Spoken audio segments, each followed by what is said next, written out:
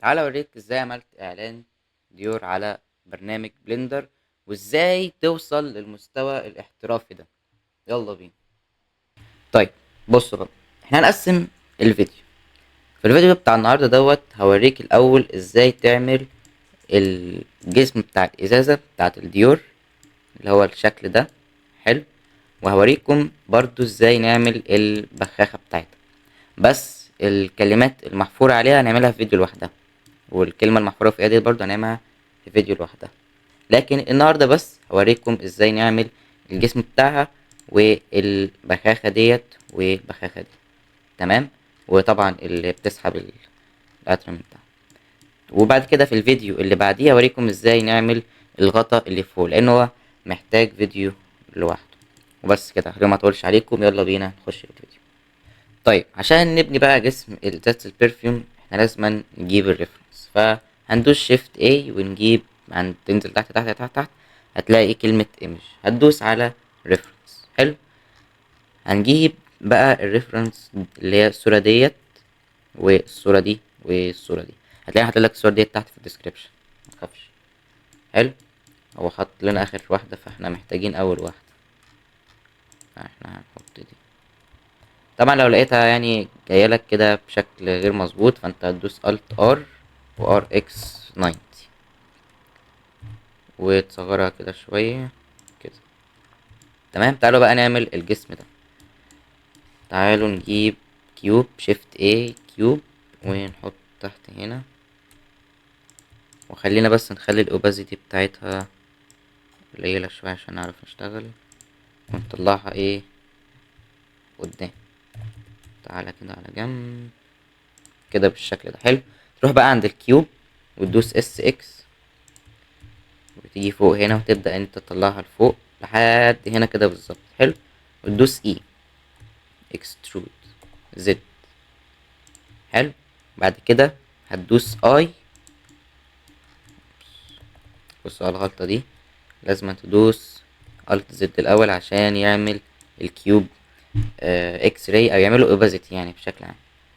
فما نيجي ندوس جي زد ونطلعها لفوق، وبعد كده اي زد ونطلعها لفوق لحد هنا، واي تلاقيه عمل من كل النواحي. حلو. هنا بقى شايفين، ثانية واحدة بس، فين القلم؟ شايفين الجزء الصغير ده اللي هو الجزء ده اللي احنا هنعمله. حلو. الجزء الكبير اللي فوق من الغطا هنعمله فيديو تاني. تمام. فتعالوا دلوقتي بس ايه نعمل اللي احنا عملناه هنا. فهندوس اي زد ونخليها كده، خلي فيه شوية مسافة هنا عشان احنا لسه ايه هنعمل سموث كده، فاهمين؟ بس احنا مش هنعمل سموث قوي، احنا بس هننزلها تحت عشان هي اصلا في الفيديوهات في الحقيقة الجزء بيبقى صغير، فاحنا هنخليه كده. بس انت ما تعملش حاجة دلوقتي، بس بنعمل الشيب اللي بره الاول. كده احنا عملنا الشيب اللي بره، عايزين بقى نعمل الرايت، الجنب الرايت. فهندوس شيفت A ونروح عند ايمج ريفرنس ونجيب الجنب ده. اوكي. طبعا هو هنا دوس جي واي وتحركها عند الطرف هنا، خلينا بس اشغلك عند الطرف هنا كده بالظبط. تمام. فممكن تطلعها فوق لحد هنا، تمام، او ممكن تنزلها تحت لحد هنا زي ما عجبك. فانا ممكن اعملها كده، واقوم واخد ده ومنزله تحت لحد هنا كده بالظبط، واقوم واخد الجزء ده ومرفعه كده الجنب ده كده كده. هنا دوس جي واي. شايفين؟ بصوا، لو انت دوست جي اكس وجيت تحرك مش هتلاقي في حاجه بتحصل. ليه؟ لان انت اصلا كل ده بتعمل من الجنب التاني. بص عمل ايه، عمل الجنب ده. شايفين اللون الاحمر ده الاكس اكسس، فاحنا مش عايزين كده. فانت لما تكون في الرايت فيو هنا هتلاقيه جايب لك الاكسس اللي بتاعت الرايت فيو، هتلاقيه باللون الاخضر والازرق باين ليك، اللي انت هتشتغل عليه. فانت لو دوست جي واي انت كده بتحرك في الواي اكسس. حلو. لو دوست هنا مثلا جي زد هيبين لك ان هو بتتحرك لفوق، انما جي اكس مش هيبان. ليه؟ لان هو الناحيه التانية اصلا، فاهمين؟ بس كده. تعالى بقى نروح للرايت فيو تاني ونطلع فوق. عايزين بقى نعمل دي كده ايه بالظبط، عايزين نعمل اعلان احترافي. دي كده شكل الازاز، بس تعالوا نرفعها شوية شوية كده. تمام. تعالوا بقى نجيب الصورة التانية، اللي هي ايه الصورة اللي هي من تحت البرفيوم. فندوس شيفت اي ايمج ريفرنس، نختار الصورة دي او دي. تمام. طبعا احنا هنصغرها شوية، وتعالوا بقى نشيل ده، ديليت ديليت، ونقلب دي RX 90 او RX نيجاتيف 90. تمام. تعالوا هنا كده، بس انا بس بنعمل الحركة دي ليه؟ عشان بس اعرف هي مظبوط ولا لا. تعالوا نكبرها، لان هي على فكرة مش هتكون صغيرة كده، احنا عايزينها تبقى كبيرة. بس عايزين بس نفس الابعاد بالشكل ده. ايوه بس هي كده ايه مظبوط. تمام. بس بتأكد. RX 90 تاني، نرجعها تاني زي ما كان. كده فاضل ان احنا نعمل ايه الشاربنس، نخليها. طيب بصوا بقى عايزين نخلي ال الشارب او الاماكن الشارب ديت تبقى سموث شويه. فهنعمل ايه؟ بص، في طريقتين، بس الطريقه انا بفضل الطريقه التانية احسن. الطريقه الاولى ان انت هتيجي عند موديفاير هنا add bevel، وتبدا ان انت تتحكم بيها من هنا بالشكل ده. دوس كنترول A سكيل، هتلاقيها عملت معاك بالشكل ده. بس احنا مش عايزينها كده. ليه؟ لان انت لو جيت هنا عند الصورة هتلاقي ان هي معمول لها كيرف كده، فاهمين؟ هنا في كيرف بس مش الكيرف اللي هو زيها هنا كده، فاحنا هنضطر نعمله بايدين. فلو انت بتفضل الطريقة دي عادي، حتى انت ممكن تيجي هنا وتدوس كنترول R وتدوس S سكيل، وتبدأ ان انت تصغر الحتة دي كده، فاهمين كده؟ ممكن تتحكم فيها برضو لو عايز، يعني انت ممكن تدوس Alt Z وتدوس هنا كده تتحكم فيها. لو جيت من هنا مثلا هنا كده كنترول B، تقدر انت تتحكم فيها برضو مفيش مشكلة. كنترول B من هنا بالشكل ده مفيش مشكلة. لكن لو انت شلت دي، يعني انا بفضل الطريقة اللي احنا نعملها بايدينا احسن. وما كده كده مفيش فرق ما بينهم، بس يعني في ناس بتفضل تستخدم دي، في ناس بتفضل انها تستخدم ايديها. اقول لكم تعالوا نشتغل بهم هما الاتنين، مش هتفرق. تعالوا نعمل سيلكت هنا وهنا، هنا وهنا، هنا وهنا، هنا وهنا. حلو. وندوس كنترول بي ونبدأ نعمل سموث كده او كيرف كده بالشكل ده. حلو. بعد كده نيجي فوق هنا، بص دوس الت وهنا، يعني تدوس الت تقوم دايس هنا كده عشان يعمل لك سيلكت عليهم كلهم من كل الزوايا، وتدوس كنترول بي تبدأ ان انت تعمل كده. ملحوظة، لو انت جيت تعمله ولقيت ان هو خرف معاك بالشكل ده كده، دوس سي هتلاقيه عمل معاك في الحدود بتاعته هكذا كده، يعني شكلها مقبول شوية اكتر. تمام. تعالوا نعمل برضو ايه اللي تحت، كنترول بي بس مش قوي يعني، يعني اللي هو لا شرب قوي ولا سموث قوي كده مثلا، فاهمين؟ بالشكل ده. تمام. تعالوا بقى نعمل الحتة اللي فوق هنا دي. تدوس هنا شيفت شيفت هنا كنترول بي، او قبل ما تعمل كده تعمل سيلكت بس على الايدجز اللي هنا ديت الاول، كنترول بي تبدأ ان انت تعمل كده. حلو. وتبدأ تعمل بقى على الفيس كله كنترول بي بالشكل ده. تمام. ممكن تيجي عند الفرونت فيس وتبدأ ان انت تشغل الاكس راي او تدوس الت زد وتصغرها تحت شويه. اه، وبرضو الحته ديت ممكن تدوس اي بس عشان تبقى. طيب بص، عشان الخط اللي هنا دوت ما يضايقكمش، فانت ممكن تدوس اي مره واحده وهو يختفي لوحده. بس كده. الله يسلمك. طيب كده احنا خلصنا ايه الازازه. بس تعالوا نخليها رفيعه شويه كمان بالشكل ده. تمام. تعالوا بس نطلع الحته دي فوق شويه، هنا كده.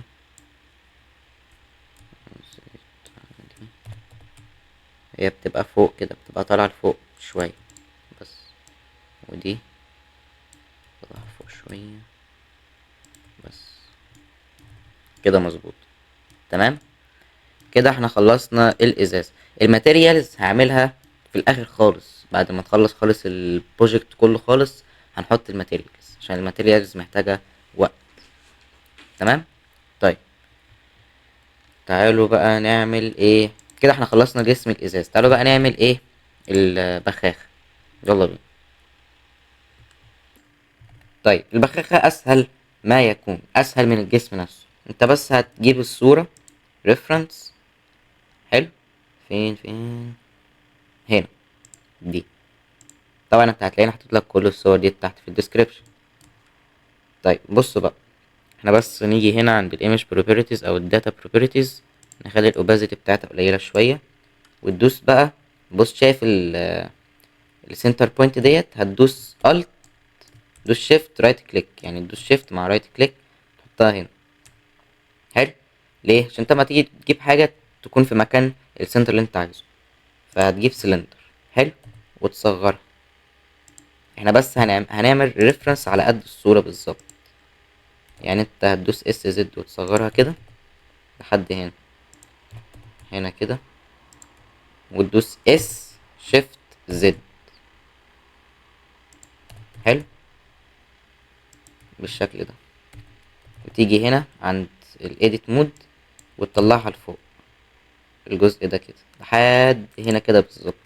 بعد كده تدوس كنترول بي. لو لقيته عمل معاك بالشكل ده، دوس كنترول زد، اخرج من الايديت مود، كنترول ايه، ابلاي سكيل، فرونت تاني، كنترول بي، هتلاقيه عمل معاك بالشكل ده. بص بقى، نعمله كده هنا بس ننزله تحت شوية لحد هنا. حلو. وتروح لرقم 3 او تدوس على رقم 3 وفرونت فيو اي، وتبدأ ان انت تصغره شوية كده مثلا، وتدوس اي زد وتطلع لفوق. لو ما لقيتهاش مظبوطة معاك قوي، تبدأ ان انت تروح تدوس على رقم 2 وتعمل سيلكت في الايدج اللي هنا والايدج اللي هنا، وتنتر عند الفرونت فيو وتعمل سيلكت على الفيس. حلو. وتدوس اس شيفت زد كده بالشكل ده. حلو. بس هي كده كده احنا مش عايزينها تبقى مظبوطة على الصورة، احنا بس بنعملها عشان نبدأ ان احنا نحطها في الجسم بتاعنا. احنا بس بنرسم بس البخاخة الاول. حلو. بعد كده هتعمل ايه؟ تقوم بقى ماسك الجزء ده اللي فوق. حلو. وتطلع لحد هنا كده بالظبط او لحد الاخر. كنت عايز اعمل حاجة معينة، وتدوس كنترول ار وتعمل كده بالسكرول. سكرول. تعمل كده بالسكرول مرتين. حلو. كده تحط 2 هنا وتدوس اس زد تصغر. ديت لما تيجي تقفل الغطا تقوم عاملة تيك، اللي هي دي. تمام. فهتقوم دايس على رقم 3 الت وتبدأ انت تعمل عليه كده ايه، سيلكت عليه كله. بدل بقى ما تدوس كده وكده وكده وكده، لا دوس الت عليه خلاص شكرا. بعد كده تدوس الت اي اكستروس فيس كده، طلعها لبره كده شوية. تمام. تمام. طيب نعمل ايه بعد كده؟ تعالى بقى فوق عند الفيس ده. طبعا هو الخطأ اللي فوق ده مش هيبقى طالع كده من الفيس، مينفعش. فهتدوس اي بالشكل ده، وتدوس اي زد وتنزل لتحت كده. حلو. كده ده البخاخ، بس طبعا لسه ما ظبطناش. فتدوس ار كنترول ار وتعمل كات هنا كده، وتدوس اس. حلو. تعمل ايه بعد كده؟ بص، فاكر الطريقه اللي قلت لك في الجسم؟ تعالى عند الاد موديفاير جنريت بيف وتعملها، تعمل معاك بسرعه يعني. كنترول ايه، احنا عملنا السكيل خلاص. تمام. برضو لو عايز تشتغل بايدك هتشتغل برضو، مفيش مشكله. كنترول او الت تاب وتدوس هنا كنترول بي، تبدا ان انت تعمل دي كده. بس انا مش عايزك يعني لما تيجي تعمل مثلا الكنترول بي او البيفل، برضو كنترول بي معناها البيفل، بس انا عايزك لما تيجي تعمل كده ما تزودش دي كتير قوي. ليه؟ لان احنا لسه هنعمل سب ديفيجن دوت اللي هو بيخليها آه، اكثر نعومه، فاهمين؟ فانت لو عملت كنترول بي اللي هو البيفل وعملت كده ودوست اد سب ديفيجن سيرفيس، الجهاز هيتقل. وثانيا لما تيجي تحرك اصلا البخاخه مش هتتحرك، هي هتتحرك بس الجهاز عبال ما يكون حركها يكون مات، او حتى البرنامج مش هيفتح او هيقفل. تمام. فخلينا في الامان، فاحنا نخلي دي شويه بس، نقللها كده مثلا. حلو. وما تخليهاش كتير يعني، حبه كده. وتيجي هنا برضو كنترول بي وتخليها كده، وهنا كنترول بي خليها كده. تمام. شيد اوتو سموث. طبعا انت هتقول لي امال ليه عامله كده؟ ما انا عشان اقول لك، ما انا لسه ممكن. بصوا هنا سب ديفيجن، بصوا عمل ازاي. انا بقى ده لو دلوقتي عملت ليها ابلاي هتلاقوا كل الكاتس وكل الحاجات ديت هتلاقيها زادت، فاحنا مش عايزين يعني نعمل مشكله. فممكن نخلي دي برضو كده ايه شويه. احنا ممكن بس نشيل ده دلوقتي ونخلي ده ايه كده شويه بس. كده احنا عملنا الغلطه.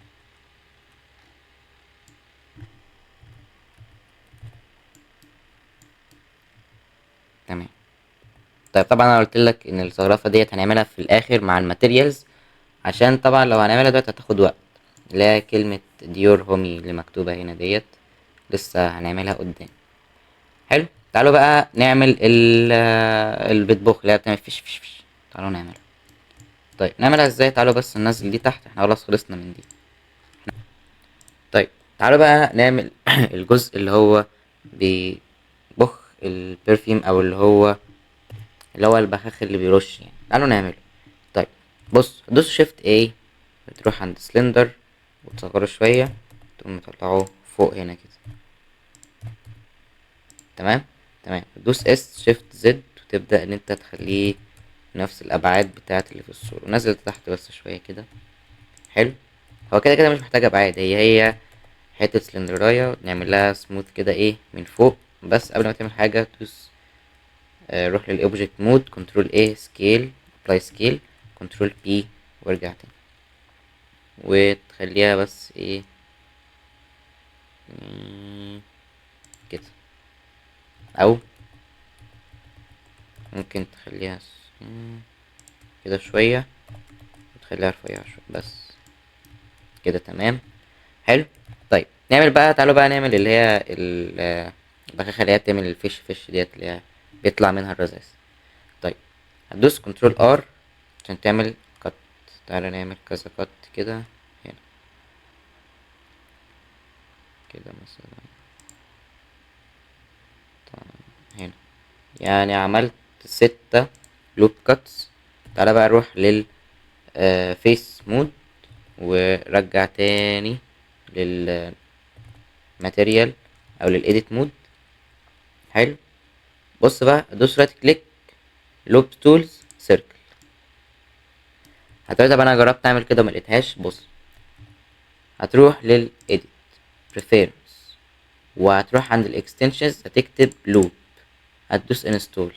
لو انت في الاصدار القديم اللي هو بيبدأ من الاصدارات بتاعت 3، روح للادونز على طول واكتب لوب هتلاقيها موجودة. طيب بعد ما رايت كليك سيركل هنعمل ايه؟ هنعمل عادي، هتدوس اي ترجع لورا. حلو. تدوس اي تبدأ انت برضو ايه ترجع لورا، او ان انت في الحتة دي ممكن تعمل تطلع لقدام وتدوس اي، تطلع لقدام شوية كده تدوس اي تخش جوه، واي تطلع قدام، واي تطلع قدام، واي بقى تحت خالص هنا تدخل جوه. بس هتقولي بس ديت مربعة. اقول لك ما احنا لسه هنعمل سب ديفيجن، فدوس اد موديفاير سب ديفيجن سيرفيس هنا كده. حلو. تقول لي هي شكلها حلو بس مش مش زي دي، عايزينها تبقى زي دي كده. تمام. بص، مبدئيا كده انت هتيجي هنا. حلو. وتعالوا هنا بس عشان نبقى مركزين اكتر. شايفين الجزء ده هتدوس الت ار، الت، وتبدأ انت تعمل الت مع شيفت.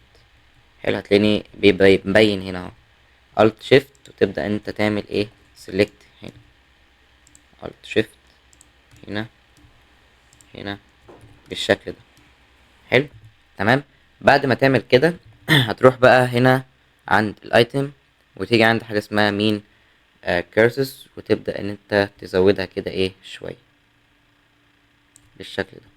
وتيجي هنا برضو تبدأ ان انت تزودها كده ايه شوية، وهنا تزودها ايه شوية. ممكن برضو هنا، يعني على حسب انت عايز يبقى شكلها عامل ازاي.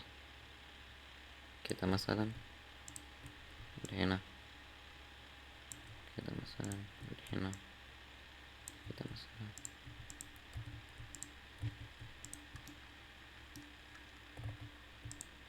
دي ممكن نخليها كده شوية،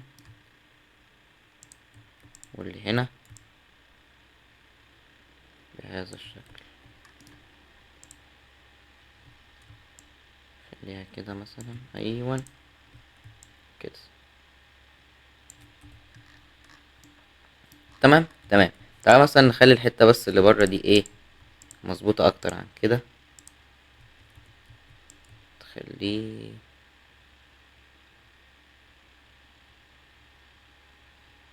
كده. تمام. شايفين بقى الحتة اللي تحت ديت هتدوس برضو نفس الحاجة يمين كيرسز عشان تبقى ايه مستوية كده، مستوية. تمام. واوتو شيد سموث بالشكل. تعالوا يعني تعالوا بس نظبط الاماكن اللي هنا، يعني هنا نظبطها بس شوية، نزود ده. تمام.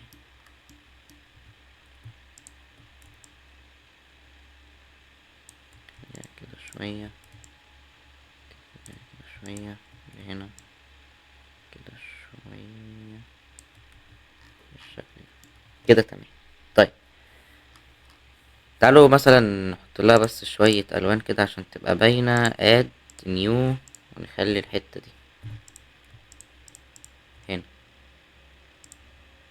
خليها اوبس، ارجع ابيض عشان ما دوستش assign من هنا برضو. استنى، ارجع ابيض. تعالى عند الماتيريال التاني، تعالى هنا assign، ايوه انسى. خلي دي مثلا كده ايه عشان تبقى باينة شوية، ونقوم منزلينها تحت في الجسم بتاعها.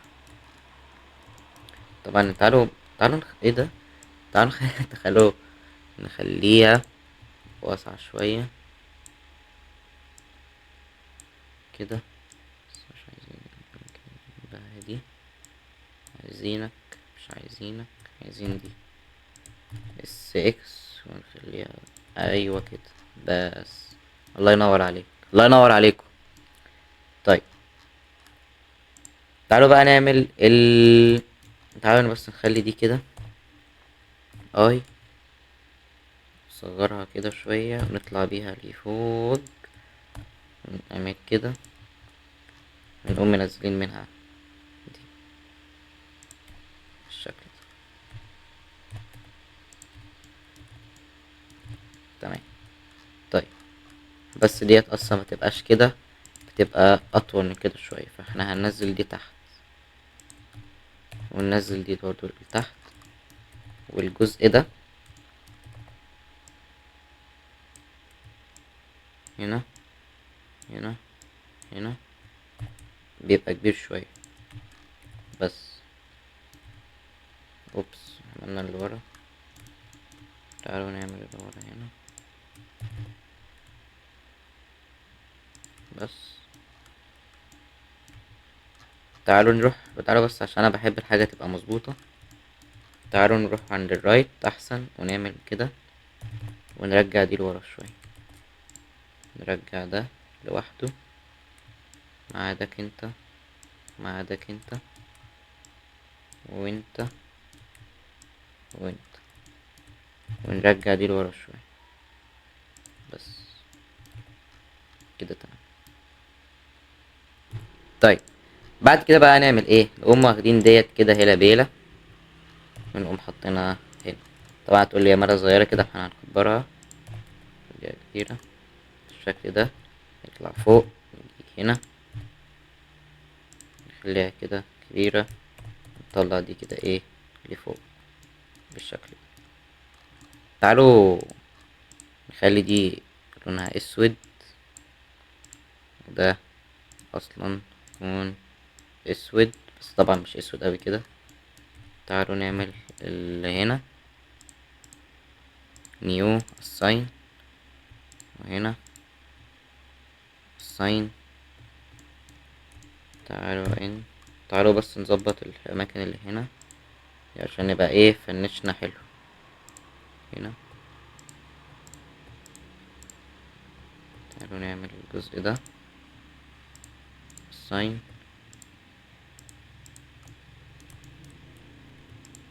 الجزء ده الساين الساين.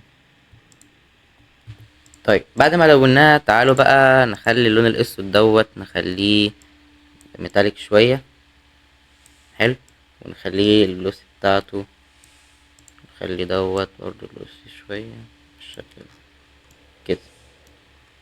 تمام تمام. طيب وبس كده، دوت كان نهاية الفيديو. في الجزء الجاي ان شاء الله هوريكم بقى ازاي نعمل الغطا. تمام. كان معاكم يوسف من قناة بلندت ات، وسلام.